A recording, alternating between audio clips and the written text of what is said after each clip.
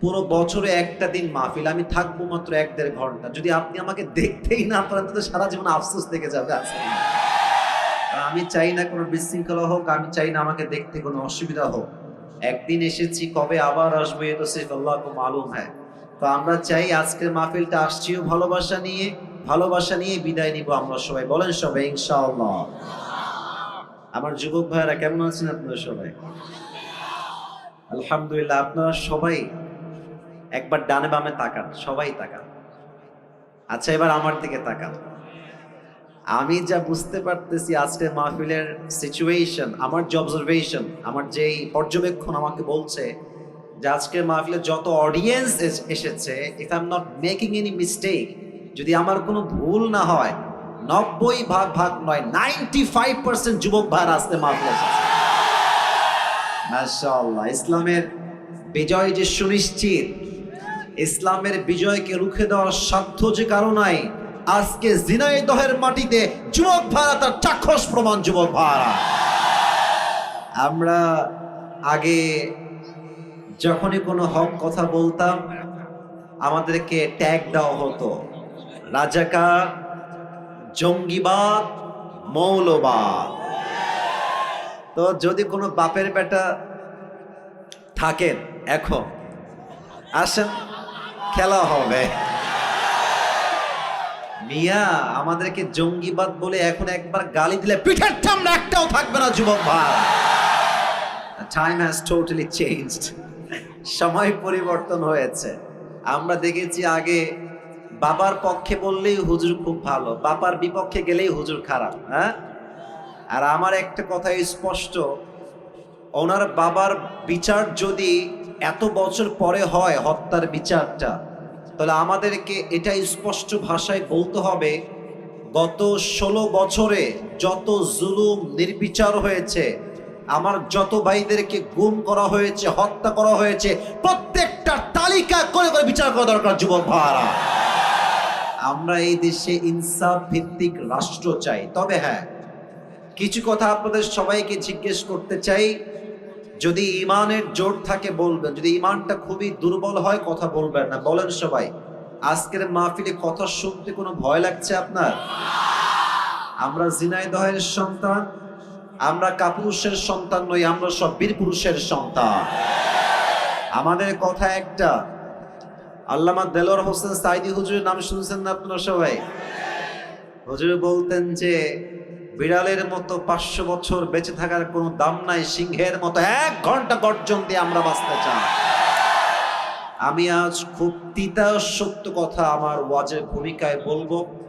অনেকের হজম করতে একটু কষ্ট হবে, তাই আগে একটু ঢোক গেলে না, পরে গিয়ে যেন বললেন না যে আসিফ হুজুর খুব লোকটা সুবিধার না। আসলে কথা হচ্ছে, হক কথা বরদাস্ত করার মতো যোগ্যতা সবার থাকে না।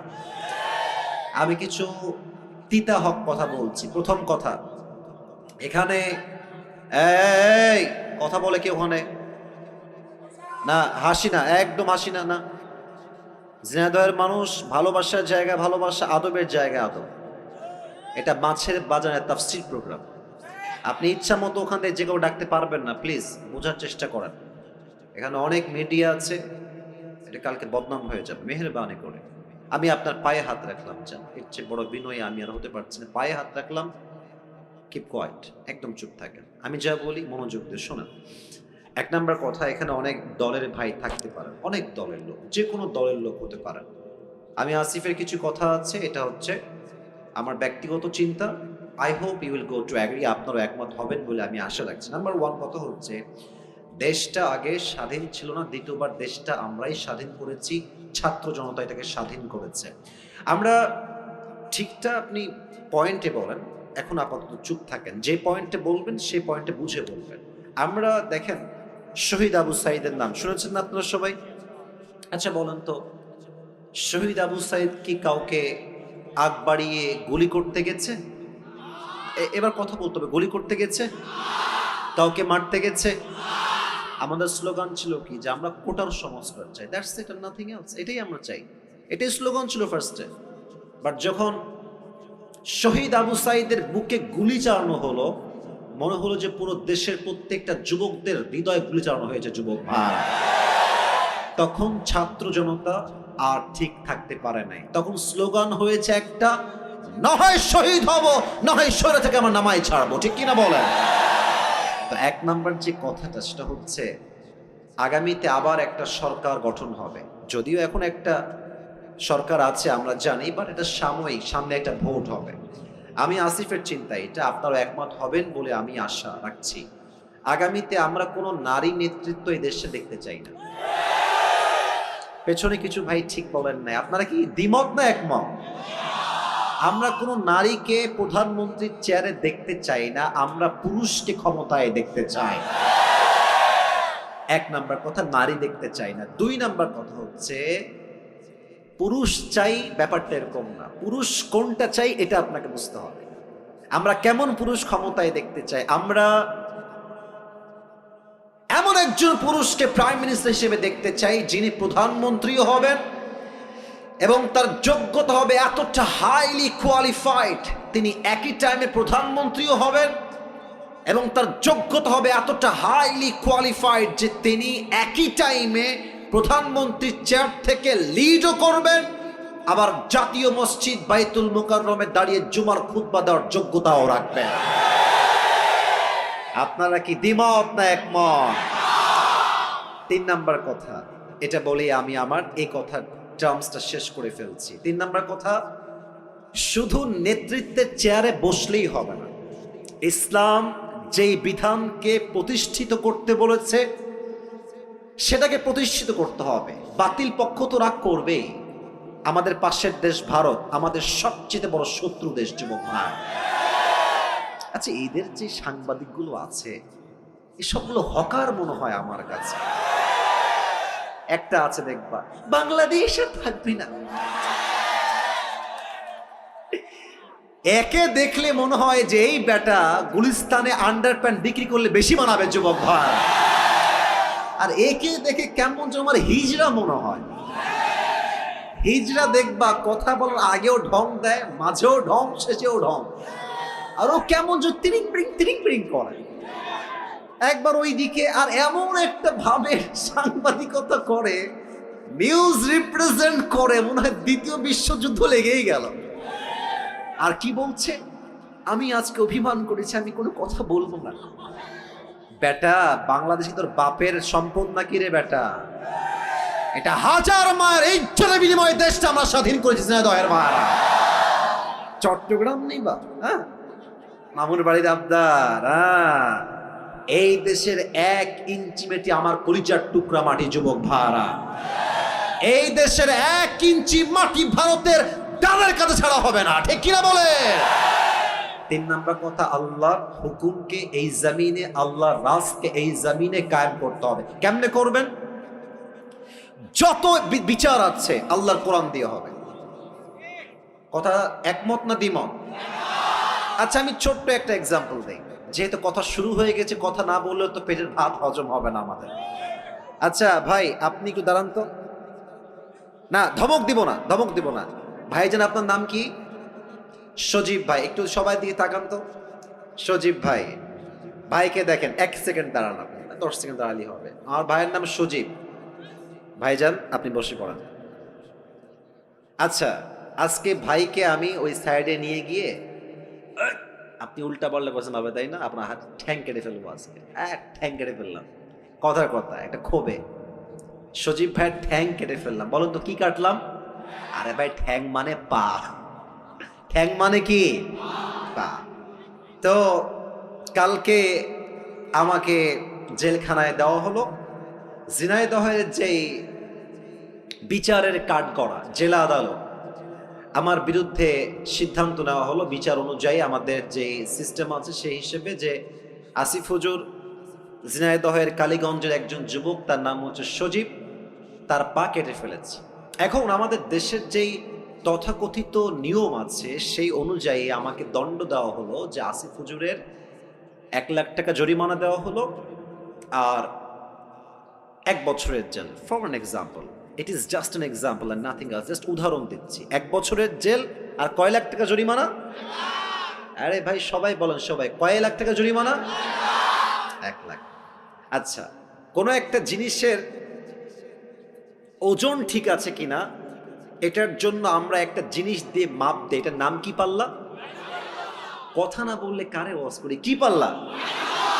দাড়ি পাল্লা। তো মিজানকে আপনি নেন, দাড়ি পাল্লাকে ওঠান, ডান পা ওর যে পাটা আমি কেটেছি ওর পাটা আপনি দাড়ি পাল্লার ডান দিকে দেন। আর আমাকে যে 1 লাখ টাকা জরিমানা করা হয়েছে 1 লাখ টাকা নেন, আর 1 বছরের জেল বাম দাড়ি পাল্লায় রাখেন। তাহলে এদিকে সজীবের ডান পা আর এদিকে আমি আসিফ হুজুরের 1 লাখ টাকা আর 1 বছরের জেল। টান দেন তো, সমান সমান হবে? সমান সমান হবে? হবে না।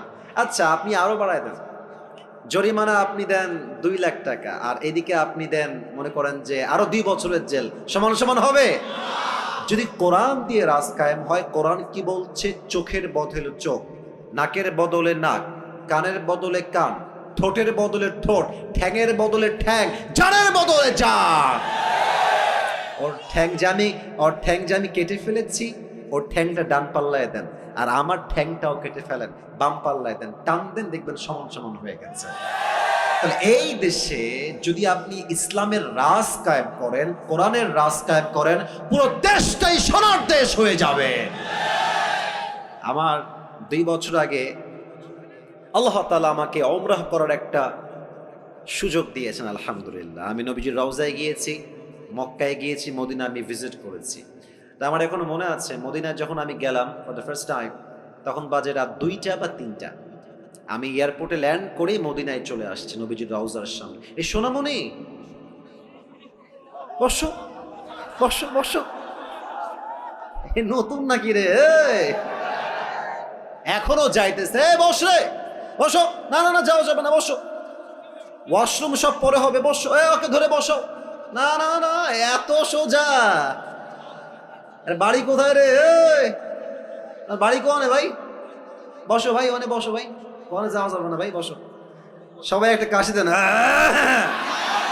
কি সাহস রে, তাফসীর শুরু করলাম না উঠে যাচ্ছে রে, সবাই একটা তাকবীর দেন, লিল্লাহি তাকবীর।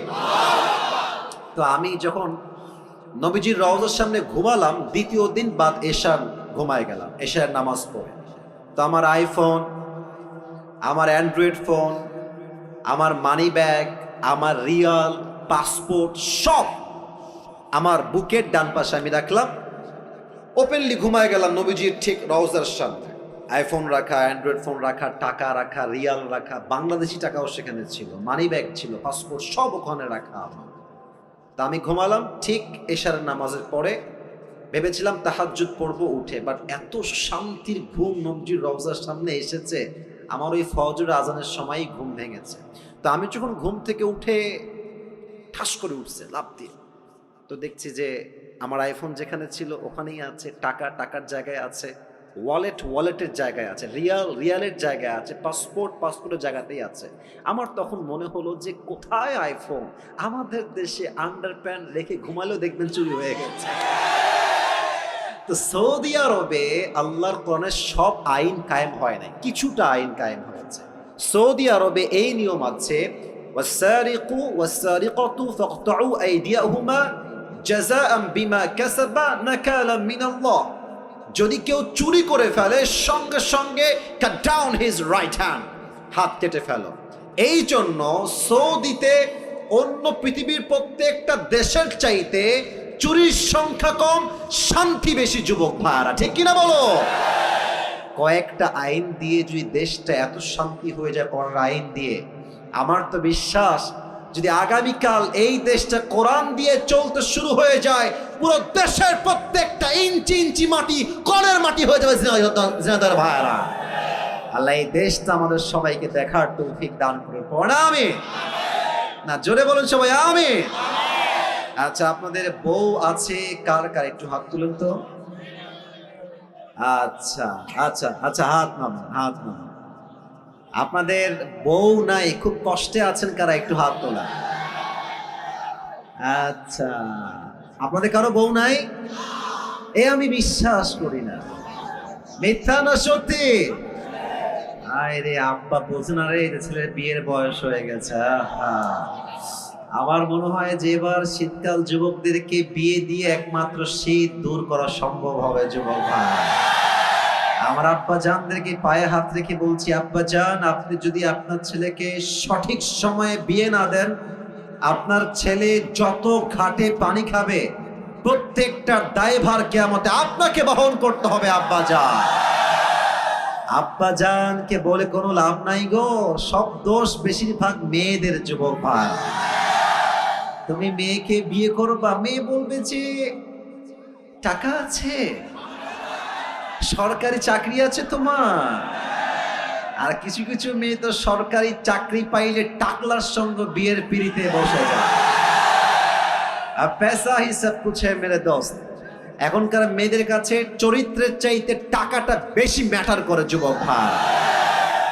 বাসও খাই সেই কারণ যেই চরিত্রহীন ছেলেকে আপনি টাকা দেখে বিয়ে করছেন, প্রিয় বোন আমার, উইথ ডিউ রেসপেক্ট বলছে, আমি আসিফ আপনাকে সম্মানের সঙ্গে বলছি, আপনি টাকা পাবেন, ঢাকার গুলশানে ফ্ল্যাট পাবেন, BMW পাবেন, রোলস রয়েলস পেতে পারেন, ডুপ্লেক্স ট্রিপ্লেক্স ফ্ল্যাট পেতে পারেন টাকার জন্য, বাট ওয়াল্লাহে বিয়ের পরে যে আত্মকেন্দ্রিক মনের একটা প্রশান্তি আছে, চরিত্রহীন ছেলের কাছে, বুইড়ার কাছে আপনি সুখ খুঁজে পাবেন না। আল্লাহ প্রত্যেকটা বোনদেরকে বোঝার তৌফিক দান করুন, সকলে মন ঘুরে পড়েন আমিন। একটা কোরআন নিয়ে আসতে হবে, একটা কোরআন লাগবে আমার এখানে, হ্যাঁ? খুবই ফাস্ট নিয়ে আসেন। আমরা 3টে তাকবীর দিব সবাই মিলে। প্রথম তাকবীর বিবাহিত ভাইরা, দ্বিতীয় তাকবীর দিবেন আমার প্রিয় সিঙ্গেল ভাইরা। আমি দেখতে চাই হু ইজ মোর পাওয়ারফুল, কার শক্তি কত বেশি। বিবাহিত ভাইরা একটা কাশি দেন, স্লোগানে বেশি জোর পাইনি, আর একবার কাশি দেন বিবাহিত ভাইরা, দেখা যাক কারা পারে। বিবাহিত ভাইরা, it's time for the married people. বিবাহিত ভাইরা তাকবীর দেন সবাই, লিল্লাহি তাকবীর। মোটামুটি চলে, খুব বেশি একটা ভালো না। আচ্ছা, এবার সিঙ্গেল ভাইরা একটা কাশি দাও, ওরে বাবা রে। এবার দেখা যাক কে পারে। বিবাহিত ভাইরা চুপ থাকবেন, সিঙ্গেলদের পালা এবার, লিল্লাহি তাকবীর। বিবাহিত ভাইরা, আই এম সো সরি, আমাকে আপনারা মাফ করে দিবেন, আজকে আমার সিঙ্গেল ভাইরা জিতে গেছে, ঠিক আছে কিনা বলো? আচ্ছা, শেষ তাকবীর দিয়ে মূল ওয়াজের বিষয়ে ফিরে যাব। আমার সবাই মিলে এবার দিবেন, এমন জোরে দিবেন যে আমি আসিফ আমার সবাইকে নিয়ে স্টেজ ভেঙে নিচে পড়ে যাব। সবাই একটা কাশি দেন, লিল্লাহি তাকবীর। ডান হাত লাগবে, একদম গায়ের জোর সমস্ত ঈমান দিয়ে এক করে বলবেন, লিল্লাহি তাকবীর। আল কোরআনের আলো, আল হাদিসের আলো, কোরআন হাদিস যেখানে, আলেম ওলামা যেখানে, ঝিনাইদহবাসী যেখানে, কালীগঞ্জবাসী যেখানে, আল্লাহ কবুল করুন, আমিন। আমি আপনাদের জন্য আজকে একটা गिफ्ट নিয়ে আসছি, নেবেন? हादिया, ये हर किसी को मिलने वाला नहीं है, ये नसीब की बात है, सिर्फ एक इंसान को ये मिलेगा, যে কোনো একজন। এটা আমার একটা টুপি আমি নিয়ে আসছি, এটা আমি যে কোনো একজন যুবককে হাদিয়া দিব। এই কল টুপি কিন্তু আজহারিও পড়ে, একটু ভাব দিলাম একটু বেশি করে, যেন তোমরা আগ্রহী হও। হ্যাঁ, তো এই টুপিটা যে পেতে চান এখন থেকে মনোযোগ বাড়ায় দেন। শর্ত একটা, আমি আসিফ কোরআন থেকে হাদিস থেকে যে বিষয়ে আলোচনা পেশ করব, যদি শেষে গিয়েও কেউ সেই কথাগুলো পয়েন্ট টু পয়েন্ট আমাকে মুখস্থ বলতে পারে, কারণ ওয়াজটা পুরোটা পয়েন্ট ভিত্তিক হবে, 1 2 3 4 5 6 7 এই টাইপের হবে। তো যদি কেউ 7টা পয়েন্ট মুখস্থ করতে পারে, তাকে আমি আসিফ শেষে গিয়ে এই টুপিটা পুরস্কার হিসেবে পরিধান করায় দিব। রাজি আছেন তো সবাই? ইনশাআল্লাহ। আমার ওয়াজ কিন্তু আধা ঘন্টা অলরেডি হয়ে গেছে, বলেন সবাই ইনশাআল্লাহ। শেষ তাকবীর দেন। এই ডানে বারবার সাউন্ড পাচ্ছে, এদিকে সব ঠিকঠাক, আমি আর সাউন্ড ডান থেকে চাচ্ছি না। আচ্ছা, সবাই একটা তাকবীর দেন, লিল্লাহি তাকবীর। আজ আলোচনার সেন্ট্রাল থিম বা সাবজেক্ট ম্যাটার হচ্ছে how can we get closer to আল্লাহ সুবহানাহু ওয়া তাআলা। আমরা রবের নিকটবর্তী কাছের বান্দা হব কেমনে, রবের সবচেয়ে প্রিয় বান্দা হতে চাই আমরা কেমনে, কেমনে হব? আমি সবাইকে প্রশ্ন করে উত্তর দেন সবাই। আল্লাহর প্রিয় বান্দা আমরা সবাই হতে চাই কি চাই না? আপনার জবাব বলবে আপনি আসলেই চান কি চান না। বলেন সবাই চাই কি চাই না? বলেন তো সবাই আমাকে জবান খুলে আমাদের রব, আমাদের রব, আমাদের সত্তা একজন, আওয়াজ দিয়ে বলেন সবাই, তিনি কে? আল্লাহ আমার রব। বলেন সবাই, আল্লাহ আমার রব। দমে দমে তনু মনে তারি অনুভব, তোমার দুনিয়াতে আমি যেদিকে তাকাই অথই নিয়ামতে ডুবে আছি সবাই। পাখ পাখালির কণ্ঠে শুনি তাসবিহ কল রব, তাসবিহ কল রব। আল্লাহ আমার রব, এই রবই আমার সব। রবকে আপনারা সবাই পাকিস্তানের একজন টপ ফেমাস স্কলার, তার নাম হচ্ছে মাওলানা তারিক জামিল। অনেকে আপনারা দেখেছেন তাকে, আপনারা শুনেছেন। ওনার একটা কথা আমি আসিফের কলিজায় গিয়ে আঘাত লেগেছে। আমি এটাকে লিখে রেখেছিলাম, আজ আমি কোট করার ট্রাই করছি। ফার্স্ট অফ অল এটাকে আমি উর্দু ভাষায় বলবো। ভাই লোকের জায়গা এমনিতেই নাই, ওখানে এসে আবার ঠাসি করলে হবে? জায়গা নাই তো ভাই, দাঁড়ায় থাকতে পারলে দাঁড়ায় থাকেন, নয় আবার গ্যাদারিং হবে। মেহেরবানি করে সবাই আমার চোখে চোখ রাখেন। মাওলানা তারিক জামিল হচ্ছে একজন top famous scholar, is from Pakistan. উনি রবকে পাওয়ার ব্যাপারে ছোট্ট একটা বাক্য বলেছেন। আমি জাস্ট সেই বাক্যটা প্রথমে উর্দুতে কোট করছি, then I will translate in Bangla, and then আমি বাংলায় তর্জমা করব। মাওলানা তারিক জামিল বলেন, जिसे अल्लाह मिला और दुनिया में उसे कुछ भी ना मिला, फिर भी उसे सब कुछ मिला, और जिसे दुनिया में अल्लाह ना मिला और सब कुछ उसे मिल गया, फिर भी हकीकत में उसे कुछ भी ना मिला। जे अल्लाह के पेलो और दुनियार किछुई से पेलो ना, तबुओ जेनो से सबई पेलो। और जे अल्लाह के पेलो ना, দুনিয়াতে টাকা পয়সা বাড়ি গাড়ি স্ট্যাটাস মর্যাদা সব পেল, বাট আল্লাহ না মিলা তো কুছ ভি না মিলা। আল্লাহকে যে পায় নাই, দর হাকিকত বাস্তবে সে কিছুই অর্জন করতে পারে নাই। ঠিক কিনা বলেন? আল্লাহ তাআলা বলেন, ওয়াল্লাযীনা জাহাদু ফীনা লানাহদিয়ান্নাহুম সুবুলানা। সূরাতুল আনকাবুতের সর্বশেষ আয়াত 21 নম্বর পারা 3 নম্বর পৃষ্ঠায় আল্লাহ তাআলা বলছেন, যেই বান্দা আমি আল্লাহ রাব্বুল আলামিনকে পাওয়ার জন্য চেষ্টা করে, যেই বান্দা আমাকে পাওয়ার জন্য এক রাস্তা দিয়ে দৌড়ায়, আমি আল্লাহ রাব্বুল আলামিন আমাকে পাওয়ার জন্য তার জন্য অসংখ্য অগণিত রাস্তা খুলে দেই। কোন সুবহানাল্লাহ। আল্লাহ নিজেই আপনার জন্য রাস্তা খুলে দিবে। এটার জন্য আমরা আজ 7টা আমলকে কোরআন থেকে হাদিস থেকে হাইলাইট করব। বলেন সবাই কয়টা? একটু জোরে বলেন ভাইরা, বলেন সবাই কয়টা? 7টা। আমি শুরু করছি 1 থেকে। 1 নাম্বার, এখানে কি আছে? হৃদয়। বলেন সবাই এটার নাম কি? প্রথম শর্ত, আল্লাহকে পেতে চান, প্রথম শর্ত এটাকে পরিষ্কার করতে হবে। Clean your heart. قد أفلح من زكاها. Indeed, the successful one is who purifies his heart.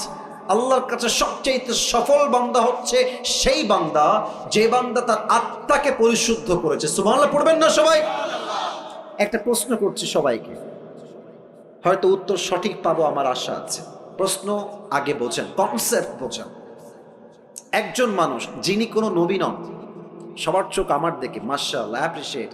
সবাই আমার দিকে আবার ভালো করে তাকান।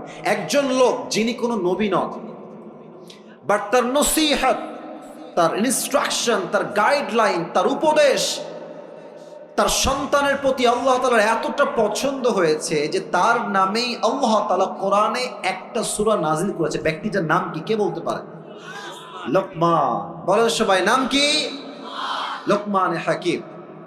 লোকমান হাকিমকে তার মালিক একদিন ডাক দিয়ে বলছে, লোকমান এদিকে আসো, তোমার ব্যাপারে আমি শুনেছি, আমাকে একজন এসে বলেছে যে লোকমান অনেক মেধাবী, অনেক জ্ঞানী, তার উইজডম, তার মেধা অসাধারণ। তো তোমাকে একটা কাজ দিচ্ছি, কাজটা আমাকে করে দাও। বলছে কি কাজ? বলছে কাজটা হচ্ছে তুমি এখন এখান থেকে যাবা, একটা বকরি জবাই করবা এবং বকরি জবাই করে বকরির সবচাইতে পবিত্রতম অংশ কেটে আমার কাছে নিয়ে আসবা। বলছে ঠিক আছে মালিক, যা বলবেন তাই করতে আমি প্রস্তুত আছি। এবার লোকমান মালিকের হুকুম শুনে বের হয়ে গিয়েছে, একটা ছাগল ধরেছে, ছাগল ধরে তাকে জবাই করেছে এবং ছাগলের সবচেয়ে পবিত্র অংশ কলিজা কেটে নিয়ে আসছে। বলেন সবাই কি কেটে এনেছে? বলছে মালিক এই নেন ছাগলের সবচেয়ে পবিত্রতম অংশ। মালিক বলছে ওয়াও মাশাআল্লাহ, you have done amazing, it is appreciated, তুমি যা করেছো ঠিক করেছো, বাট আর একটা কাজ দিচ্ছি, আবার যাও ওয়াজবাশাতান, একটা ছাগল জবাই করো, ওয়াখরিজ মিনহা আখদাসা মুযগাতাইন, এবার ছাগলের পবিত্র অংশ নয় অপবিত্র অংশ কেটে নিয়ে আসো। লোকমান আবার গেছে, জবাই করেছে, আবারও সেই কলিজাই কেটে এনেছে। বলছে মালিক এই নেন ছাগলের সবচেয়ে নাপাক অপবিত্র অংশ। মালিক বলছে ছি ছি, তোমাকে ভেবেছিলাম তুমি অনেক বুদ্ধিমান, তোমার মাথায় ঘিলু আছে, বুদ্ধি আছে, তুমি তো বোকার ঘরের বোকা লোকমান। মালিক কেন আমি বোকা? বলছে তোমাকে বললাম সবচেয়ে পবিত্র অংশ আনো, তাও আনলা কলিজা, বললাম সবচাইতে নাপাক অংশ আনো, তাও আনলা কলিজা। একই অংশ, একই কলিজা, একই টাইমে পবিত্র, আবার একই টাইমে অপবিত্র কেমনে হয় লোকমান? তুমি তো বোকার ঘরের বোকা। লোকমান ডাক দিয়ে বলছে মালিক আমার, আমি কি বোকা না চালাক, দ্যাটস এ ডিফারেন্ট ম্যাটার, এটা ভিন্ন বিষয়। তবে সত্য কথা হলো প্রত্যেকটা প্রাণীর দেহে একটা ছোট্ট গোস্তের টুকরা আছে, এই গোস্তের টুকরা পবিত্র হলে পুরো দেহটাই পবিত্র হয়, আর এই গোস্তের টুকরা নাপাক হয়ে গেলে পুরো দেহটাই নষ্ট হয়ে যায়। আলা ওয়াহিয়াল কল, এটার নামই হচ্ছে মানুষের আত্মা, এটার নামই হচ্ছে মানুষের হৃদয়, ঠিক কিনা বলে? তবে একটা নতুন ইনফরমেশন দিচ্ছি সবাইকে, আমাদের এই আত্মাটা 3 প্রকার। বলেন সবাই হাত তুলে, কয় প্রকার? মুরব্বীরা আমাকে অনেক অনেক মনোযোগ দিয়ে শুনছে, খুব ভালো লাগলো বিষয়টা দেখতে। বলেন তো আমাদের এই হৃদয় বা আত্মা কয় প্রকার? হাত নামান। 1, আমি বলবো আপনারা আমার সঙ্গে বলবেন। 1 হচ্ছে সুস্থ। 1 নাম্বার, এই বামের সাউন্ড নাই কেন ভাইরা? 1 নাম্বার সুস্থ। দেখেন আপনারটা কোনটা হয়, একটু মিলায় নেন। 1 হচ্ছে সুস্থ, 2 হচ্ছে অসুস্থ, 2 কি? 3 হচ্ছে মৃত। সুস্থ আত্মাকে ফালইয়াউমা লা ইয়ানফাউ মালু ওয়ালা বানুন ইল্লা মান নাতাল্লাহা বিকলবিন সালিম। সুস্থ আত্মা সেই আত্মা যেই হৃদয়ে হিংসা নাই, বিদ্বেষ নাই। কিয়ামতের কঠিন দিনে মানুষের ধন, ওয়েলথ, স্ট্যাটাস, টাকা পয়সা, গাড়ি বাড়ি, নাথিং উইল ওয়ার্ক দেয়ার, কোনো কিছুই কাজে আসবে না। ইল্লা মান নাতাল্লাহা বিকলবিন সালিম, যার আত্মা পরিশুদ্ধ হবে আল্লাহ তাকে নিজেই জান্নাতের ঘোষণা দিবে। সুবহানাল্লাহ পড়েন। This is called wealthy heart, সুস্থ হৃদয়, অ্যাক্টিভ হৃদয়, সুস্থ আত্মা। নাম্বার 2, এটা বুঝতে গেলে আপনাকে একটা এক্সাম্পল দেওয়া লাগবে। আচ্ছা, আমরা যে আজকে বসে আছি, আজকে কয় তারিখ? কথা বলার সবাই, আজকে কয় তারিখ? আচ্ছা, আর একটা উত্তর সবাই জানেন, সবাই জানেন, এটা 2023 সাল না 24 সাল? আচ্ছা, আপনাদের ঝিনাইদহে মেডিকেল আছে না? আরে ভাই কথা না বললে তো ওয়াজ হয় না। মেডিকেল আছে না? হসপিটাল আছে না? ক্লিনিক আছে না? ডাক্তারের চেম্বার আছে না? আচ্ছা, আপনাদের সবাইকে আজ আমি নিয়ে যেতে চাই 100 years ago back, 100 বছর আগে, 1924 সাল। কত বছর আগে? 100 বছর আগে। ভাবেন তো 100 বছর আগে এখন যে মেডিকেল আছে, কলেজ আছে, হসপিটাল আছে, আগে কি এরকম মেডিকেল কলেজ হসপিটাল ছিল যুবক ভাইয়েরা? না। তখন কি ছিল আমার মুরব্বীরা ভালো বুঝবেন। তখন ছিল কবিরাজ কিংবা আমরা এটাকে বলি ওঝা। কবিরাজ কিংবা ওঝা। তো মনে করেন যে একজন যুবককে সাপে কেটেছে, এখন সেই যুবকটা কবিরাজের কাছে আসছে, এসে বলছে স্যার আমাকে সাপে দংশন করেছে। এখন তখন তো কোনো মেশিন ছিল না যে কোন সাপ কি বিষ চেক করবে কেমনে। তো ওঝা এটাকে বোঝার জন্য, কেমনে বোঝায় এটা আপনাকে, আচ্ছা আমি টুপিটাই নিলাম, যান একটা বাটি নিতেন, বাটিতে মরিচ বাটতেন, লবণ বাটতেন, মরিচ এক পাশে লবণ এক পাশে, বলতো এই এদিকে আসো, বলো তোমার জিহ্বাটা বের করো। জিহ্বাটা বের করতো, লবণটা দিত, মরিচটা দিত তার জিহ্বার উপরে, বলতো হাউ ইট টেস্ট, এটা সাপ কেমন আমাকে বলো। তো সাপে দংশিত যুবক বা মুরব্বী যদি বলতো যে স্যার আমার কাছে সাপটা কেমন যেন ঝালটা মরিচটা পাইনসা পাইনসা লাগে, তখন ওঝা বুঝে ফেলতেন যে এটা কোনো নর্মাল সাপ নয়, ধরা সাপ নয়, এটা বিষাক্ত সাপের ছোবল লেগেছে। কেমনে বুঝতো? কারণ সাপ যখন তার বিষ দিয়ে দংশন করে মানুষের দেহের প্রথম ক্ষতি কি হয়? জিহ্বার স্বাদ মরে যায়। তখন ঝালও পানসা মনে হয়, মিষ্টিও পানসা লাগে, কোনো কিছু স্বাদ তার বুঝে আসে না। এক্স্যাক্টলি মানুষের জীবনের সবচাইতে বিষাক্ত সাপের নাম হচ্ছে শয়তান, আর তার বিষের নাম হচ্ছে ওয়াসওয়াসা। মানুষ যখন শয়তানের ওয়াসওয়াসায় পড়ে যায়, সাপে কাটলে যেমন জিহ্বার স্বাদ মরে যায়, শয়তানের ওয়াসওয়াসায় পড়লে ইমানের স্বাদ মরে যায়। তখন কি হয়? বোরকা পড়তেও ভাল লাগে, পার্কে গিয়ে প্রেম করতেও ভাল লাগে। তখন কি হয়? তখন দাড়ি রাখতেও ভাল লাগে, জুব্বা পড়তেও ভাল লাগে, মসজিদের সভাপতি হতেও ভাল লাগে, সুদের ব্যবসা করতেও ভাল লাগে। অসুস্থ আপনার, তখন ভালো কোনটা খারাপ কোনটার বুঝে আসে না। কথা বোঝেন নাই মনে হয় আপনারা। আমি আবরারুল হক আসিফ, আমার যদি ওয়াজ করতেও ভাল লাগে, আবার যদি আমার সুদ খাইতেও ভাল লাগে, ঘুষ খাইতেও ভাল লাগে, আমাকে বুঝতে হবে আমার আত্মা সুস্থ আত্মা নয়, আমার আত্মা অসুস্থ আত্মা। ঠিক কিনা বলে? আচ্ছা, এটা হচ্ছে অসুস্থ আত্মা। আর থার্ডটা খুবই ডেঞ্জারাস। এটা বলতে গেলে আমার নিজের মধ্যেই কম্পন তৈরি হয়ে যায়, আমি আপনাকে কি বলবো। কারণ এটা আসলে আমি আসিফের কথা হলে আপনি ভয় পেতেন না যে আসিফ হুজুর বলছে, এটা মিথ্যাও হতে পারে, not a big deal, let's take it out, বাদ এটা। কিন্তু আমার কথা না, যে এটা তো আল্লাহর কথা, এটা তো আমার কথা না, এটা আল্লাহর কথা। আল্লাহ বলছে যাদের হৃদয় মরে গেছে, অসুস্থ নয়, মৃত আত্মা, এরা কারা?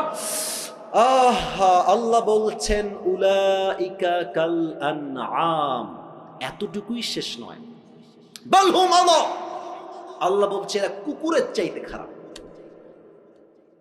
আপনি আমি কুকুরের চাইতে খারাপ, আল্লাহ বলছে। আচ্ছা বলেন এবার, এই পৃথিবীতে সবচেয়ে সৃষ্টির সেরা জীব কারা? আমি শুনি না, বলেন সবাই কারা?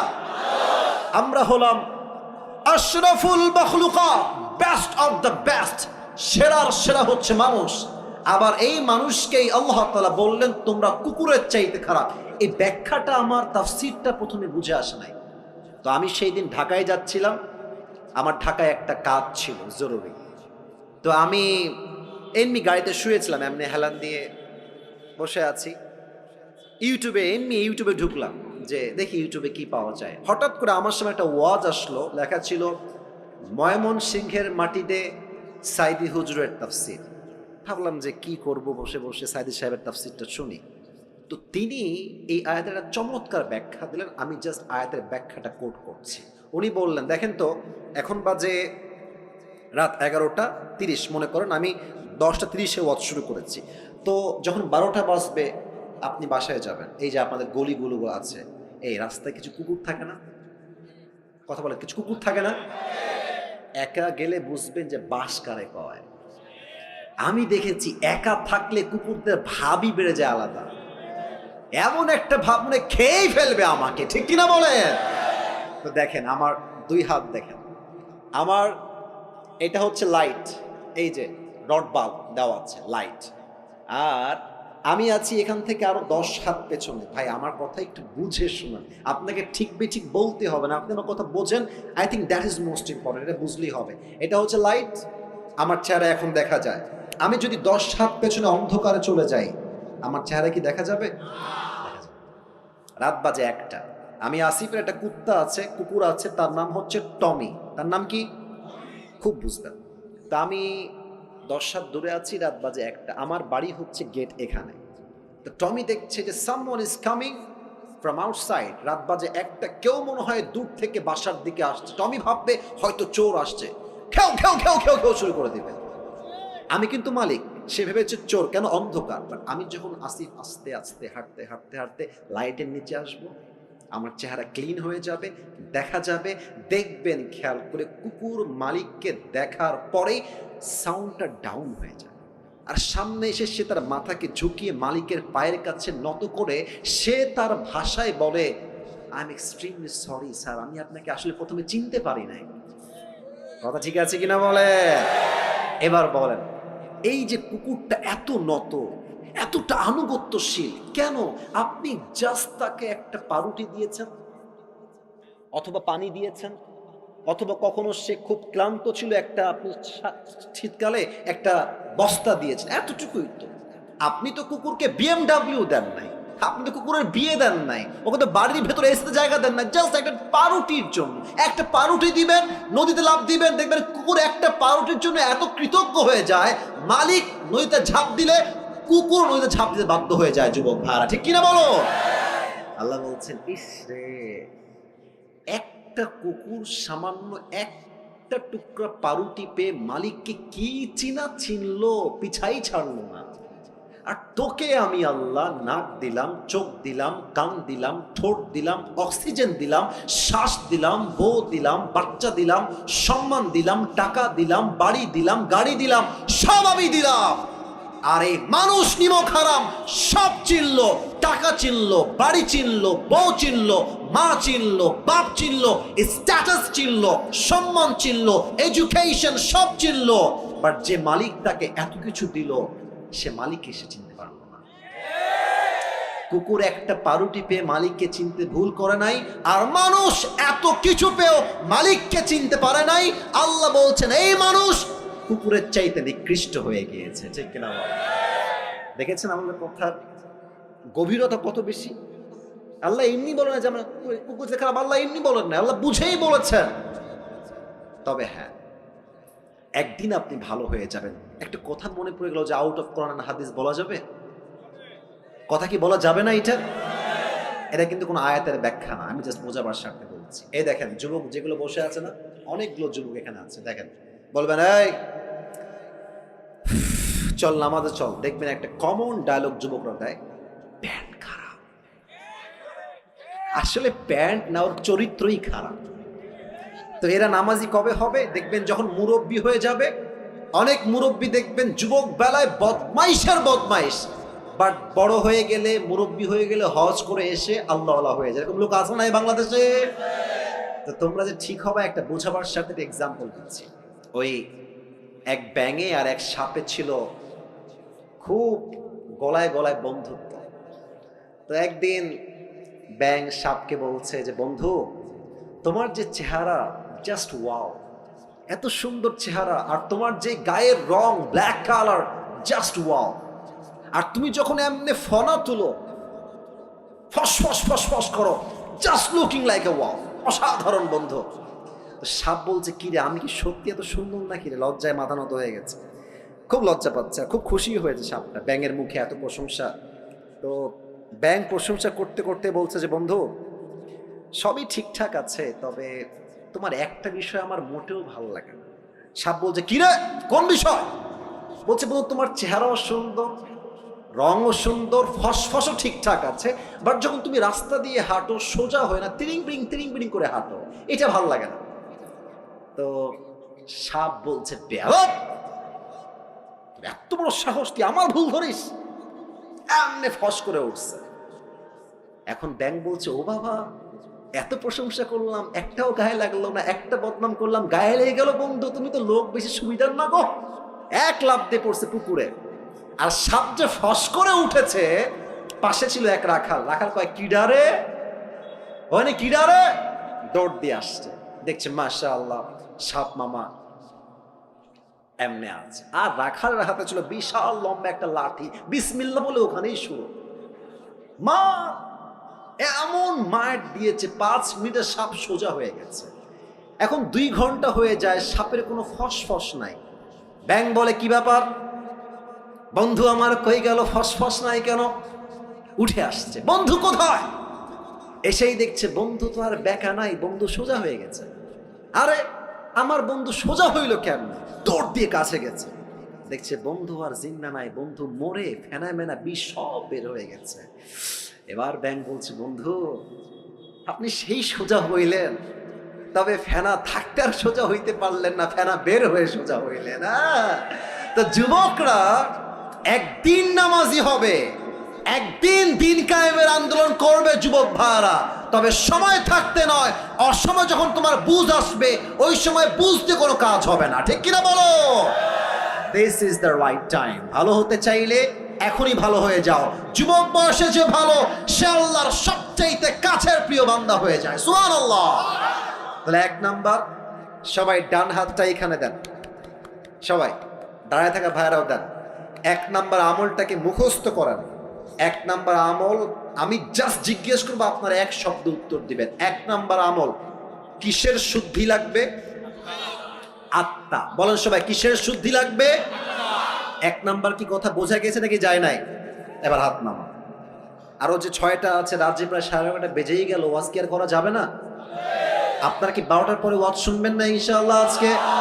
আরে কিসের 12টা, আমার তো 1.5 ঘন্টা, আমার বিশ্বাস না। আমার বিশ্বাস যদি আজকে সারা রাতও মাহফিল হয়, প্রত্যেকটা যুবক মুরব্বী ওয়াজ শেষ করে ফজরের নামাজটা পড়ে তারপরে ঘুমাবে যুবক ভাড়া, ঠিক কিনা বলো?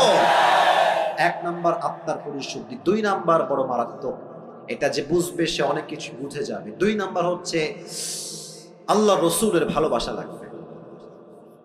আল্লাহ রসুলের ভালোবাসা যার মাঝে নাই, তাকে দিয়ে কোনোদিনও আল্লাহকে পাওয়া সম্ভব নয়। মনে করেন আমার একটা ছেলে আছে, তার নাম হচ্ছে তৌসিফ। কেউ তাকে একটা লাথি মারলো আমার সামনে, আমি কি তাকে আর ভালোবাসতে পারবো? কথা কোন, ভালোবাসতে পারবো? আমাকে ভালোবাসতে হলে আমার বউকে সম্মান করতে হবে, বাপ মাকে সম্মান করতে হবে, ছেলেকেও সম্মান করতে হবে।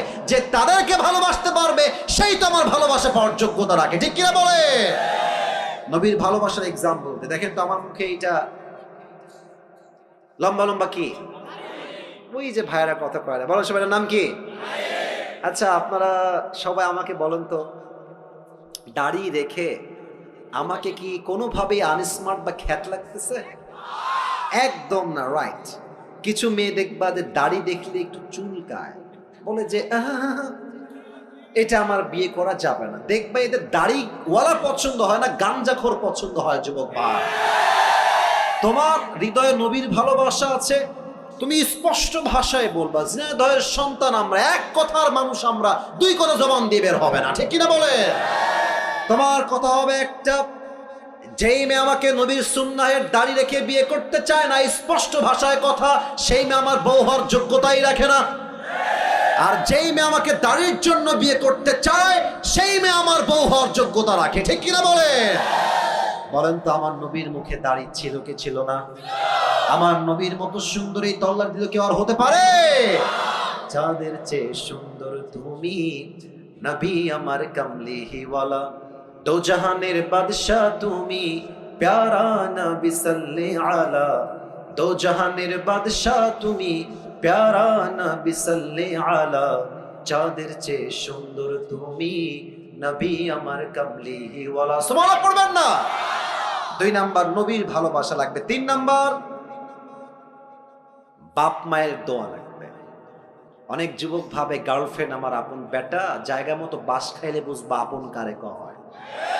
মেয়েরা প্রেম করার সময় প্রেম করে একটার লগে, বিয়ে করে আরেকটার লগে, আর বিপদে পড়লে বুঝবা বাপ মা ছাড়া পৃথিবীতে আপন বলতে আর কেউ নাই। যুবক ভাই, আমি আসিফকে দেখ, তোমাদের কাছে তো অ্যান্ড্রয়েড ফোন সবার আছে, আমি তো এখন দামি দামি ফোন চালাই। আমার কাছে তো একটা সময় কিছুই ছিল না।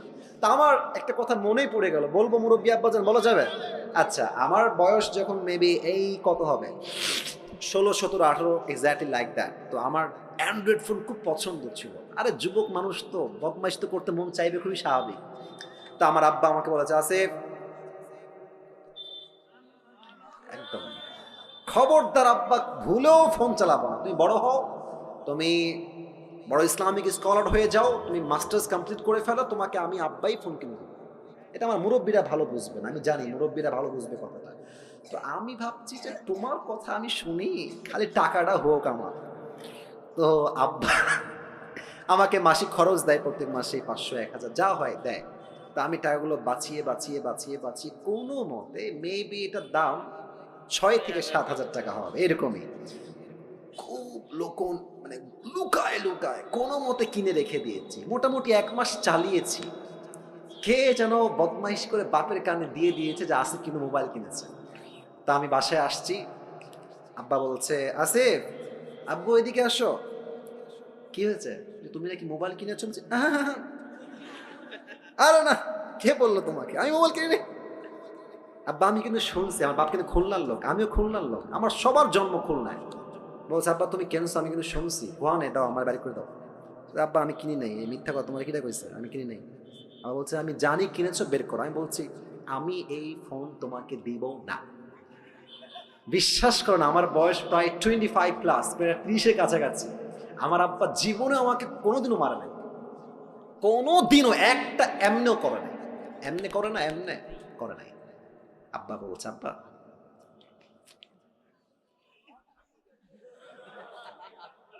আব্বা বলে দাও, আমি বলি হবে না। আব্বা লাস্ট বার বলছে, আসিফ শোনো, তুমি 1 নাম্বার ছাত্র, তুমি অলওয়েজ ফার্স্ট হও। তুমি যদি মোবাইল ফোনটা ইউজ করো তুমি কিন্তু সেকেন্ড হয়ে যাবো। আব্বা ফার্স্ট যদি থাকতে চাও please give me the phone, দিয়ে দাও। আমি একদম নাচরমান না, আমি দিব না। আমি বাড়ি থেকে বের হয়ে বাইরে চলে আসছি অজুখানা। আমার বাসা হচ্ছে মসজিদ, এইটা বাসা অ্যাটাচড। আমার আব্বা মসজিদে খতিব, ইমাম দুইটা একসাথে। তো আমার আব্বা বাড়ি থেকে বাহিরে চলে আসছে, আব্বা মোবাইলটা দাও, চলো আমরা একসঙ্গে খানা খাই। মোবাইল কিন্তু আমার পকেটেই আছে। আমি বলছি নাই, দাও দাও, দিব না। এই যে দিব না, মার এমন মার দিয়েছে, আমি একটা থাপ্পড় উল্টে পড়ে গেছি। আমাকে থাপড়াইতে থাপড়াইতে বাড়িতে নিয়ে গেছে। এই চল!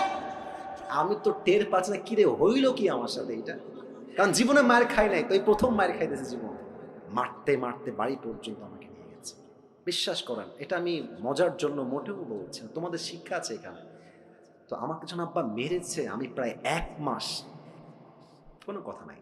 আব্বাকে দেখলে 14 মাইল দূরে, আব্বাকে দেখলে 10 হাত দূরে, কোনো কথাই নাই। মা বলে কথা বল, তোর বাপ আমাকে মেরেছে কেন, আমি কথা বলবো না। বিশ্বাস করেন, ওই সময় বাপকে ভেবেছি বাবা আমার শত্রু, কেন মারলো আমাকে, শত্রু মনে হয়েছে। বাট এখন বুঝি আমার বাপ ওই দিন আমাকে না পিটাইলে আমি আজকের আসিফ হুজুর হইতে পারতাম না, ঠিক কিনা বাবা?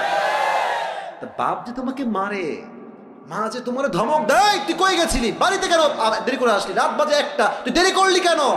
বাপ মাকে শত্রু ভাইব না, মাথায় রাখবা। বাপ মা ধমক দেয় বিধায় তো আমরা মানুষের মতো মানুষ হতে পারি, ঠিক কিনা বলো?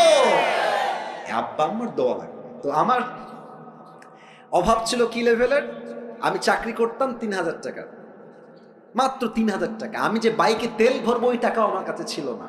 আমার আব্বার দোয়ার বদৌলতে আল্লাহ তাআলা আমাকে এত সামর্থ্য দিয়েছে, এতটা বরকত দিয়েছে, যে বরকত দ্বারা স্পষ্ট প্রমাণ বাপ মার দোয়া যার সঙ্গে আছে তাকে কেউ রুখে দেওয়ার সাধ্য রাখে না, ঠিক কিনা বলে? বাপ মায়ের দোয়া, রিদাউর রব্বি ফি রিদাইল ওয়ালিদাইন ওয়া সাখতুর রব্বি ফি সাখতিল ওয়ালিদাইন। আব্বা আম্মা খুশি, আল্লাহ খুশি। আব্বা আম্মা নারাজ, আল্লাহও নারাজ। সুবহানাল্লাহ পড়বেন না আপনারা সবাই?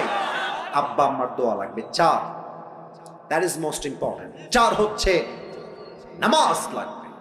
আপনারা সবাই মিজানুর রহমান আজহারের নাম শুনছেন না? আপনাদের যশোর তো চেনেন সবাই। আমাদের যশোরে কিন্তু আজহারি সাহেব এই জানুয়ারি 3 তারিখে হয়তো আসবে, 4 তারিখে। আপনাদের যারা ঝিনাইদহে আছেন আপনারা যাবেন ইনশাআল্লাহ। এবং আমার তো বিশ্বাস পুরো যশোরের মাটিটা একটা জনসমুদ্রে পরিণত হয়ে যাবে যুবক ভাইরা। তবে হ্যাঁ, আপনারা ঝিনাইদহের মানুষ, কুষ্টিয়া, এদিকে আপনার চুয়াডাঙ্গা, এদিকে যশোর, এদিকে খুলনা। আমি যেহেতু খুলনার সন্তান, এটা আমার কেমন যেন ফিল হয় যেহেতু আমি খুলনার ছেলে আর খুলনার মাঝেই ঝিনাইদহ পড়ে, যদি আমি খুলনার সন্তান হই, আমি তো ঝিনাইদহের সন্তান যুবক ভাই। তো আজহারী সাহেব আসবেন। আজহারী সাহেবের নাম নিয়েছি, এটা কোনো শো অফ বা টাইম পাস করার জন্য নয়। একটা কথা প্রশ্ন করতে চাই, আজহারী সাহেব একজন নানা ছিলেন, তার নাম হচ্ছে গোলাম সরওয়ার সাইদি হুজুর। দেখছেন না আপনারা? কেউ কেউ দেখেছেন? দেখবেন যে ওনার চাপ দাড়ি আর চশমা গোল, এত সুন্দর চেহারা। উনি একটা কথা প্রায় বলতেন, নামাজ নাই যার ঈমান নাই তার। নামাজ নাই যার, মুসলমান হিসেবে পরিচয় দেওয়ার কোন অধিকার তার নাই যুবক ভাইরা, ঠিক কিনা বলো? বলেন তো আমাদের ইসলামের দ্বিতীয় খলিফা নাম কি? ওমরে ফারুক। এবার বলেন সবাই, ইসলামের দ্বিতীয় খলিফার নাম কি? ওমরে ফারুক। ছোট্ট একটা হাদিস বলছি, কেউ ডান বাম হয়ে উঠে যাবেন না, আপনারা স্টিল বসে আছেন, এটাই প্রমাণ ঝিনাইদহের মানুষ আমরা কোরআনকে কলিজার থেকে ভালোবাসি, ঠিক কিনা বলে? ওমরের কাছে একজন যুবক আসছে, তার নাম হচ্ছে আবু লু'লু আল মাজুসি। এসেই বলছে, ওমর তোমার কাছে একটা অভিযোগ আছে, বিশাল লম্বা অভিযোগ আমার। ওমর ডাক দিয়ে বলছে, যুবক ভাই তোমার কি অভিযোগ, তুমি আমাকে বলো, তোমার নাম কি? ডাক দিয়ে বলছে, আমার নাম হলো আবু লু'লু আল মাজুসি, আমি একজন অগ্নি পূজারী, আগুনের পূজা করি। ওমর ডাক দিয়ে বলছে, ভাই অভিযোগটা কি, তুমি আমাকে খুলে বলো। ডাক দিয়ে বলছে, ওমর আমার যে মালিক আছে সে প্রত্যেক দিন আমার কাছে মোট 6 দিরহাম চার্জ করে, বাট আমি আবু লু'লু আল মাজুসি, গরিব ঘরের সন্তান, আমার কাছে 6 দিরহাম দেওয়ার মতো কোনো শক্তি নাই, তুমি কমায় দিয়ে 2 দিরহাম করে দাও। ওমর বলছে, 2 দিরহাম করবো কেন? তুমি কি ব্যবসা করো, তোমার ইনকাম কি, কেমনে তুমি কামাই করো, how do you earn the money? তো সে বলছে, আমি মূলত খঞ্জর বানাই। খঞ্জর মানে বাংলাতে বলে চাকু। বলেন সবাই কি? চাকু। আবার ডান হাত দেখা, খঞ্জর কাকে বলে? এটাও চাকু, এটাও চাকু। আই রিপিট এগেন, আমি আবারও বলছি হাদিসটা প্র্যাকটিক্যালি বোঝাবার সাথে, এটাও চাকু, এটাও চাকু। মাকবাদাতু ফি ওয়াসাতি, হ্যান্ডেলটা হচ্ছে মাঝখানে, বোঝা যায় ধরার জায়গা এটা মাঝে। এটাও চাকু, এটাও চাকু, দুই পাশেই চাকু। এবার সবাই আমার ডান দিকে তাকান, পেটের ডান দিকে। আরব বিশ্বের প্রত্যেকটা সর্দারের পেটের ডান দিকে লম্বা একটা খাপ থাকতো, সবাই খঞ্জরটা ওই ডান দিকেই রাখতো। বলছে, তাই তুমি খঞ্জর মেক করো, huge business, you are rich man, তোমার তো অনেক টাকা, তোমার তো 6 দিরহাম নয় 10 দিরহাম চার্জ হওয়ার কথা। এই কথা শুনে বলছে, ও ওমর আমি চাইলাম বিচার আর তুমি করলা আমার সাথে বেইনসাফি। ও আচ্ছা আচ্ছা, সবাই যেহেতু মুসলমান ঘরের সন্তান তাই তুমি সবার সঙ্গে নরম, আর আমি যেহেতু কাফেরের সন্তান তাই তুমি আমার বেলায় গরম। ওমর তাই না, তোমার বিচার আমি একাই করব, একাই আমি এনাফ। ধমক দিয়ে বের হয়ে গেছে। বিশাল লম্বা রাত, শীতকাল, ওমরকে হত্যা করার জন্য বিশাল লম্বা একটা খঞ্জর সে বানিয়েছে, জাস্ট ওমরকে হত্যা করতে চায়। তো খঞ্জরটা বানিয়ে পেটের এখানে ডান দিকে রেখেছে। এবার বলেন তো, শীতকালে ঠান্ডা লাগলে আমরা কি যেন মুড়ি দেই, সবাই বলেন তো? চাদরটা আমি আবার পড়লাম, কারণ হাদিসটা প্র্যাকটিক্যালি বোঝাতে চাই, একদম বাস্তবিক প্রেক্ষাপট থেকে অভিনয় করে। দেখেন, পেটের ডান দিকে খঞ্জর, এবার সে 2টা চাদরের পার্ট এমনে ধরেছে, উপর থেকে নিয়ে চাদরটাকে এমনে দিয়েছে, মেয়েদের নিকাবের মতো, এই পর্যন্ত, ভুরু পর্যন্ত। আচ্ছা, আর এটাকে এমনে দিয়েছে, আর এই ডান দিক থেকে নিয়ে এটাকে পুরো ঢেকে দিয়েছে, জাস্ট চোখ দেখা যায়, and no one can see his face except his eyes, চোখ ছাড়া ফেস কেউ দেখতে পারবে না, পুরোটা ঢেকে আজান দিয়ে দিয়েছে। ওমর আসছে, সেও গেছে মুনাফিকের রূপে ছদ্মবেশে। ওমরে ফারুক এসেই বলছে, সফু সুফু ফাকুম, কাতার সোজা করো, কাঁধে কাঁধ মিলিয়ে দাঁড়াও। আল্লাহু আকবার, সুবহানাক আল্লাহুম্মা ওয়া বিহামদিকা ওয়া তাবারাকা ইসমুকা ওয়া তাআলা জাদ্দুকা ওয়া লা ইলাহা গায়রুক, আলহামদুলিল্লাহি রাব্বিল আলামিন, আর রহমানির রহিম, মালিকি ইয়াউমিদ্দিন। সূরা ফাতিহা পড়েছেন, কিরাত পড়েছেন, আল্লাহু আকবার। ওমরে ফারুক আল্লাহু আকবার দিয়ে রুকুতে গিয়েছেন। রুকুতে যাওয়ার পর যখন সামি আল্লাহু লিমান হামিদা বলবে, পেছন থেকে আবু লুলু আল মাজুসি তার চাদরটাকে এমনি ধরে উড়াই দিয়েছে, আর পেটের ডান দিক থেকে লম্বা একটা খঞ্জর বের করে দৌড় দিয়ে ওমরের সামনে চলে আসছে। ওমর যখন সামি আল্লাহু লিমান হামিদা দিয়ে উঠে গেছে, সঙ্গে সঙ্গে ওমরের পেটের সোজা টার্গেট করে এমনি একটা আঘাত করেছে। ওমরের পেটের ডান দিক থেকে একবার এমনে, আবার এমনে, আবার এমনে, এমন তিনটা জোরে আঘাত করেছে। হাদিসে আসছে তিনটা আঘাতের চোটে পুরো পেট কেটে সব নাড়ি ভুঁড়িগুলো বাহিরে বের হয়ে গেছে। ওমরে ফারুক নামাজের মাঝে চিৎকার দিয়ে বলছে, কতালানি আল কাল, কতালানি আল কাল, একটা কুকুর আমাকে হত্যা করেছে, কে আছে আমাকে বাঁচাও। অজ্ঞান হয়ে পড়ে গেছে। আর সাহাবীরা বুঝে গেছে যে সামওয়ান কেম ফ্রম আউটসাইড, কেউ এসেছে, ধরো। 7 জন সাহাবী নামাজের মাঝেই ধরতে গেছে, আর ওই কাফের তার ছুরি দিয়ে যাকেই সামনে পেয়েছে এমনি কারো মুখে, কারো পেটে, কারো বুকে, কারো পিঠে এমন জোরে জোরে আঘাত দিয়েছে। 7 জন সাহাবী নামাজরত অবস্থায় জায়গাতে শহীদ হয়ে গেছে, জায়গাতে শেষ। একটু পর ওমরে ফারুককে ধরে ডান দিকে নিয়ে আসছে, আর সাহাবীরা চিৎকার দিয়ে বলছে, আইনা তাবিব, আইনা তাবিব, ডাক্তাররা কোথায়? তাল, দৌড় দাও, জলদি আসো, ওমরকে বাঁচাও। ডাক্তাররা সব দৌড় দিয়ে আসছে, ওমরকে বাঁচাও।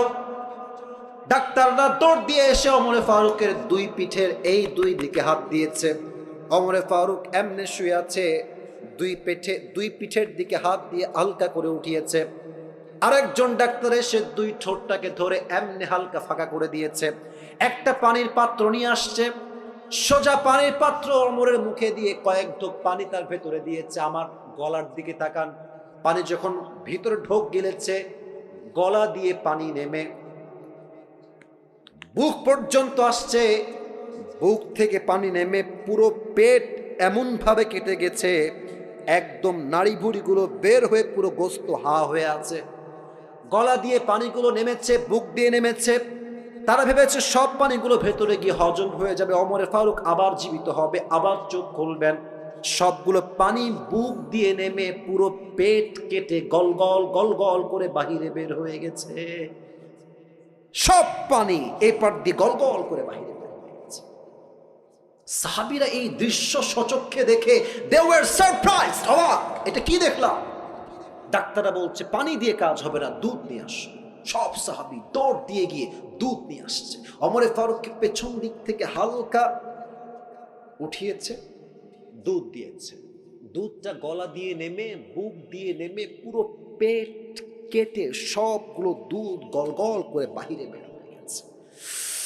এই দৃশ্য দেখে ডাক্তাররা বলছে মাফ করে দিবেন, আর সম্ভব না, ওমর হয়তো বা শেষ, হয়তো সে আর কখনোই চোখ খুলবে না। সাহাবীদের চোখে পানি আর আটকায় না, সব সাহাবীরা কান্না করছে। হঠাৎ করে এক সাহাবী দূর থেকে দেখছে ওমরে ফারুক তার চোখটা সাডেনলি হঠাৎ করে, it's a very little bit, খুবই হালকা, ছোট্ট করে খুলেছে। এই চোখটা দেখে ওই দূর থেকে সাহাবী দৌড় দিয়েছে, ইয়া ওমর, মা লাকা ইয়া ওমর, মা লাকা ইয়া ওমর, হে ওমর আপনার কি হয়েছে, আপনার কি দরকার আমাকে বলেন।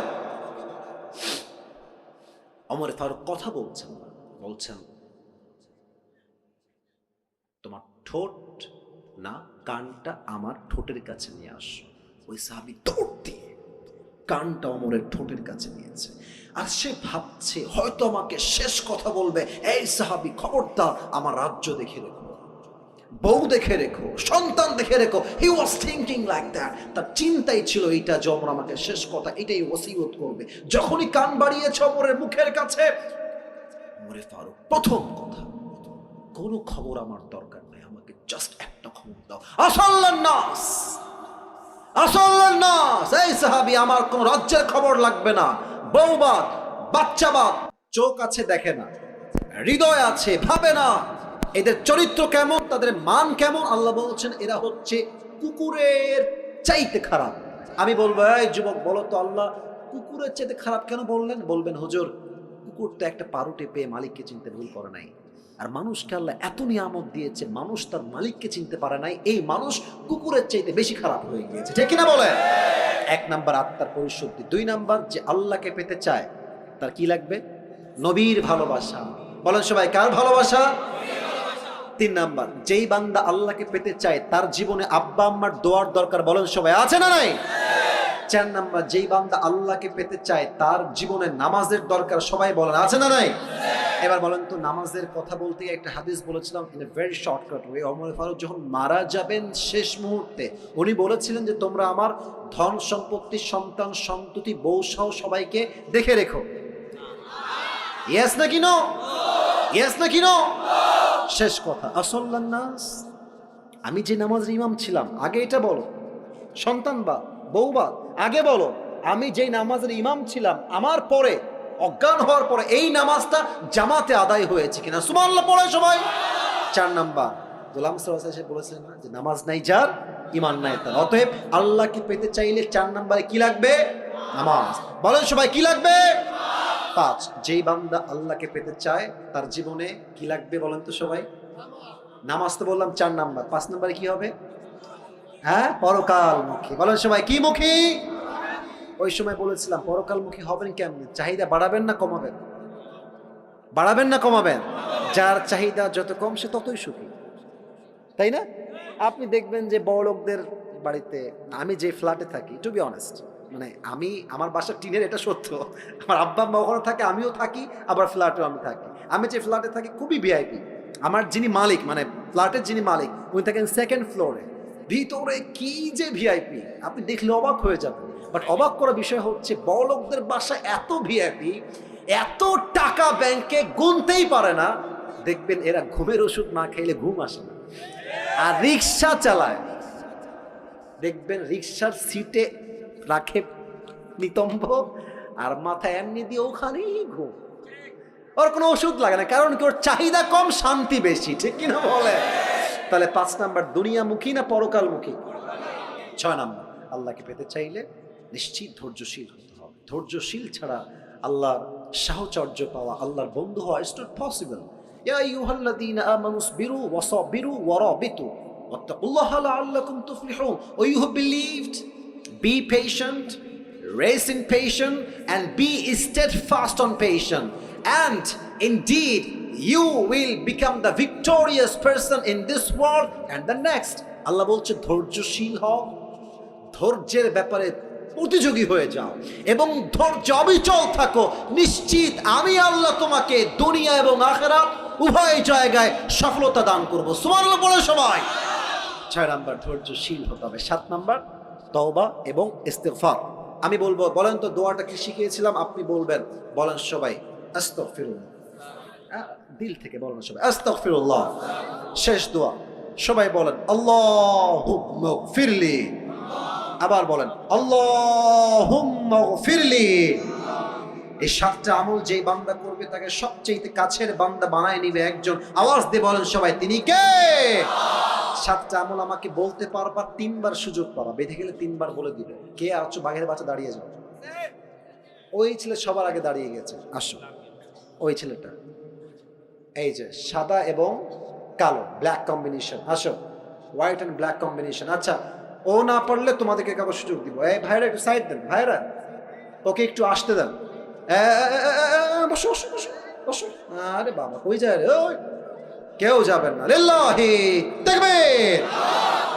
প্রিয় ভাইরা, 2টা নিয়ম বলে দিচ্ছি। 1 নম্বর নিয়ম হচ্ছে, তাকে আমরা 3বার চান্স দিব। বেঁধে গেলে কয়বার চান্স দিব? 3বার। আর যখনই সে কোনো উত্তর দিয়ে দিবে, যেহেতু অনেক মিডিয়ার ভাইরা আজকে এসেছেন, আমি অনেকে চিনি না, অনেকে দূর থেকে আসছেন, এই সাইডে আসো, ডান দিকে আসো। মাইক দিতে হবে প্রিয় ভাই, জি মাইকটা দিতে হবে। ও যখনই কোনো একটা উত্তর দিয়ে দিবে, তখনই আপনারা সবাই মিলে বলবেন জোরে সরে মারহাবা। বলেন সবাই মারহাবা। আরে ইয়ার জোর সে বলো মারহাবা। মাশাআল্লাহ। ভাই তুমি সালাম দাও সবাইকে। আসসালামু আলাইকুম ওয়া রাহমাতুল্লাহ। তোমার সালাম উত্তর, সবার স্লো উত্তর। তুমি সালাম জোরে দাও। আসসালামু আলাইকুম ওয়া রাহমাতুল্লাহ। ওয়ালাইকুম আসসালাম ওয়া রাহমাতুল্লাহি ওয়া বারাকাতুহু। হ্যাঁ, জোরে আছে রে। প্রিয় ভাই তুমি বলো, আমরা আজকে কাকে পাওয়ার জন্য আমল শুনেছি? আল্লাহ। মারহাবা বল। এটা কিন্তু সম্মানের বিষয়, কালকে এটা তো আপলোড যাবে, সবাই তো দেখবে যে আপনাদের আওয়াজ কেমন। আরে আমি আওয়াজ হবে এমন, প্রত্যেকটা জেলার মানুষ বলবে ঝিনাইদহের মানুষের কাপুরুষের বাচ্চা নয়, সব সিংহ পুরুষগুলো আমার সামনে বসেছিল, ঠিক কিনা বলে? প্রিয় ভাই তুমি বলো তো তোমার নাম কি? মোহাম্মদ জাহিদ হাসান। জাহিদ হাসান, বলো তুমি আল্লাহকে পাওয়ার জন্য আজকে আমরা মোট কয়টা আমল নিয়ে আলোচনা করেছি? তোমার কোনো ভয় নাই, বাঘের বাচ্চা তুমি, মানে খুব সাহস নিয়ে কথা বলবা। বলো তো আল্লাহকে পাওয়ার জন্য প্রথম আমলের কি দরকার? অন্তরকে পরিশুদ্ধ করতে হবে। বলো তো অন্তর মোট কয় প্রকার? 3 প্রকার। আরে ভাই কর্মার হাবা, 3 প্রকার কি কি? সুস্থ, অসুস্থ আর মৃত। এই তো বাধে না রে, তো লস হয়ে যাবে নাকি রে? আচ্ছা ঠিক আছে, তুমি বলো একটা একটা ব্যাখ্যা বলো। অসুস্থ আত্মা যাদের, তাদের কি লাগে, তাদের সমস্যা কি? সবকিছু ভালো লাগে, সত্যটাও ভালো লাগে, মিথ্যাটাও ভালো লাগে। মারহাবা বলো সবাই। অসুস্থ আত্মা, ভালো কাজও ভালো লাগে, খারাপ কাজও ভালো লাগে, হয়ে গেছে। 1 নম্বর তুমি পাস, 100-তে 100 পেয়ে যাও। এবার বলো আল্লাহকে পাওয়ার জন্য 2 নম্বর আমলটা কি ছিল? নবীজিকে ভালোবাসতে হবে। ভাবসা খুবই খারাপ। তুমি বলো তো একটা কথা আউট অফ সিলেবাস, এটা আউট অফ সিলেবাস কোয়েশ্চেন। মনে করো আমার দাঁড়িয়ে আছে, কোনো মেয়ে বললো একে বিয়ে করবো না, আমার চিন্তা কি হবে? তাকে আমি বলবো যে যার দাঁড়িয়ে আছে সে অবশ্যই হ্যাঁ হ্যাঁ, পারবে পারবে পারবে। আল্লাহ পাক রব্বুল আলামিনের আসল গোলাম, অথবা তিনি আল্লাহকে ভয় করেন। হ্যাঁ বলো সবাই মারহাবা। মানে তুমি বিয়ে করবে না তো কি হয়েছে? আমি আল্লাহর গোলাম, আমি আল্লাহর গোলাম হিসেবে বলছি, যে বিয়ে করতে চায় না সে আমার বউ হওয়ার যোগ্যতা রাখে না, ঠিক কিনা বলেন? আল্লাহ রসুলের ভালোবাসা 2 নাম্বার। 3 নাম্বার আমল কি ছিল? বাবা আমাকে ভালোবাসতে হবে। আরে বলুন সবাই মারহাবা। 4 নাম্বার আমল কি ছিল? নামাজ, 5 ওয়াক্ত নামাজ জামাতের সাথে আদায় করতে হবে। আচ্ছা বলো তো ওমর ফারুক তার জীবনের শেষ মুহূর্তে ওই সাহাবীকে কি বলেছিল? তিনি বলেছিলেন, আমি যে জামাতের ইমাম হিসেবে জামাত পড়াছিলাম, সেই নামাজ জামাতের সহিত আদায় হয়েছে কিনা। আল্লাহু আকবার। জেনারেল ব্যাকগ্রাউন্ডের ছেলেও কিন্তু আলেম না, একদম সাধারণ ছেলে। বলো সবাই দিল খুলে মারহাবা। আচ্ছা নামাজ নিয়ে শেষ। 5 নাম্বার আমল কি লাগবে? পরকালমুখী হতে হবে। সমান ও ভয় পাচ্ছে, আমি দেখতে পাচ্ছি ওর হাত। না না, এটা কোনো বিগ ডিল না। আসলে কি জানেন, এতগুলো ক্যামেরা, এই মুরব্বীরা স্যাররা বসে আছে, আমি আছি, এতগুলো মানুষ সামনে, ও যে দাঁড়িয়েছে এটাই প্রমাণ সে বীর পুরুষের সন্তান, ঠিক কিনা বলে? 5 নাম্বার পরকালমুখী শেষ। 6 নাম্বার আমলটা কি? ধৈর্যশীল হতে হবে। আমি নাকি 3 বার চান্স দিব, তো একবারও নিল না ভাই।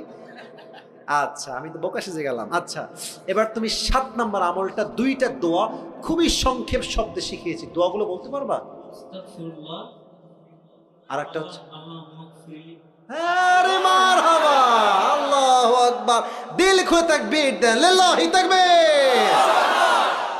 একটাও বাধা নাই। দেখেন ও কিন্তু সিরিয়াল কোনো নড়চড় করে নাই। মানে আমি যেমনি যেমনি সিরিয়াল মেনটেন করেছি, আমি আগে দেখি নাই। আমি এই ওয়াজটা আরো কয়েক জায়গায় করেছিলাম, অনেক আগে করেছি, এই মাসে খুবই কম করেছি, বাট আমি দেখেছি যারা বলেছে উল্টা পাল্টা সিরিয়াল, কিন্তু ও আমি যেই সিরিয়াল মেনটেন করেছি তাতেই বলেছে, এটাই প্রমাণ ওর ব্রেইন ভালো যুবক। আর ঠিক আছে না? আমি দোয়া করি আল্লাহ তাআলা ওকে দিনের একজন দায়ী হিসেবে কবুল করুন। সকলে পড়া আমিন। তুমি কোথায় পড়াশোনা করো? কাশিরহাট মাধ্যমিক বিদ্যালয়। মাধ্যমিক বিদ্যালয়ে কিসে পড়ো তুমি? ক্লাস 10-এ পড়ো। তোমার বাসা কি এখানে? মাগুরা জেলায়। মাগুরা জেলায় তোমার বাসা। আল্লাহ ওকে কবুল করুক। সকলে মন খুলে পড়ো না আমিন। আসো তুমি আসো। মাশাআল্লাহ মাশাআল্লাহ। টুপিটা আর মাথা একটু বড় আছে, তবে হয়ে যাবে। মাশাআল্লাহ। টুপি তোমার চুল কেটে নিও। বলো সবাই মারহাবা। আল্লাহ ওকে কবুল করুন। সকলে পড়ো না আমিন। বসো, তুমি এখানে বসো, নিচে বসে যাও, এখানে বসে যাও। ঠিক আছে ভাই, বসে পড়ো বসে পড়ো বসে পড়ো। আমার কলিজাটা ঠান্ডা হয়ে গেল যে আমি এত ভালো অডিয়েন্স পেয়েছি, যে পুরো ওয়াজ এক চান্সে মুখস্থ বলে দিয়েছে। আল্লাহ তাআলা সবাইকে যেন কবুল করুন। সকলে মন খুলে পড়ো না আমিন। এখন একটা আবদার হচ্ছে, যারা বসে আছেন এই ল্যাটা মেরে না বসে একটু যদি আদবের সঙ্গে আত্তাহিয়াতুস সুরতে বসতেন খুবই ভালো হতো। এই তো মাশাআল্লাহ বসা শুরু হয়ে গেছে। আর যারা দাঁড়িয়ে আছেন কলজার ভাইরা, দোয়া হবে তো 3 মিনিটের জন্য, শুধু দোয়ার জন্য বসে পড়লে ভালো হবে। এই তো বসে গেছে, এই তো ভদ্র জিনাদারের মানুষ ভাইরা, মাশাআল্লাহ। শুধু দোয়ার জন্য বসেন, দোয়ার পরে আমরা বিদায় নিব, দোয়ার পরে কোনো কাজ নাই। এই তো বসে গেছে, মাশাআল্লাহ। বসে পড়েন আপনারা। এই তো এরা এমনি বসে গেছে ভদ্র, শুধু দোয়ার জন্য, শুধু দোয়ার জন্য। সবাই তাকবীর দেন, লিল্লাহি তাকবীর, আল্লাহ তাআলা এই মাহফিলকে যেন আল্লাহর সন্তুষ্টির ওয়াসিলা হিসেবে কবুল এবং মঞ্জুর করে পড়ান আমিন। আমি আসিফ, প্রায় 1 ঘন্টা 40 মিনিট পার হয়ে গেছে। আমি অথবা কথায় ভুল হতে পারে, ত্রুটি হতে পারে। আল্লাহ ভুল ত্রুটি ক্ষমা করে দিয়ে সবাইকে সঠিক কথা অনুযায়ী আমল করার তৌফিক দান করুন, পড়ান আমিন। দুরূদ শরীফ পড়বেন একবার। আল্লাহুম্মা সাল্লি আলা মুহাম্মাদ ওয়া আলা আলি মুহাম্মাদ কামা সাল্লাইতা আলা ইব্রাহিম ওয়া আলা আলি ইব্রাহিম ইন্নাকা হামিদুম মাজিদ। দোয়ার সময় কেউ সেলফি তুলতে আসবেন না। ক্যামেরা ভাইরা ক্যামেরা ক্লোজ করে ফেলেন। দোয়ার সময় কেউ সেলফি তুলতে আসবেন না। দোয়া করে নেমে যাবো ডান দিক দিয়ে, যারা হাত মেলাবেন ওই ডান দিকে আসবেন। তার আগে কোনো বিশৃঙ্খলা করবেন না, মেহেরবানি করে। একজন আচ্ছা, হ্যাঁ দাদা, আচ্ছা আচ্ছা আচ্ছা আচ্ছা, মাশাআল্লাহ। ওনার দাদা একজন ভালো মানুষ ছিলেন, উনি তো মারা গেছেন, তাই না? আচ্ছা আচ্ছা, আহা, আল্লাহ ওনাকে জান্নাতুল ফেরদাউসের উঁচু মাকাম নসিব করুক, আমিন। আচ্ছা ঠিক আছে, দোয়া করে দিই ইনশাআল্লাহ, সবার জন্য দোয়া করে দিচ্ছি। আলহামদুলিল্লাহি রাব্বিল আলামিন ওয়াসসালাতু ওয়াসসালামু আলা সাইয়্যিদিল আমবিয়াই ওয়াল মুরসালিন ওয়া আলা আলিহি ওয়া আসহাবিহি আজমাইন। আল্লাহ রাব্বুল আলামিন ঝিনাইদহের কালীগঞ্জের জমিন থেকে তোমার শাহী দরবারে হাত তুলেছে আল্লাহ। শত শত যুবক ভাইরা, মুরব্বী আব্বাজানরা হাত তুলেছে আল্লাহ। দয়া করে মেহেরবানি করে আমি অধম তোমাকে পাওয়ার জন্য 7টা আমল নিয়ে আলোচনা করেছি আল্লাহ। মেহেরবানি করে ভুল ত্রুটি ক্ষমা করে দিয়ে সবাইকে তুমি সঠিক কথা অনুযায়ী আমল করার তৌফিক দান করে দাও আল্লাহ।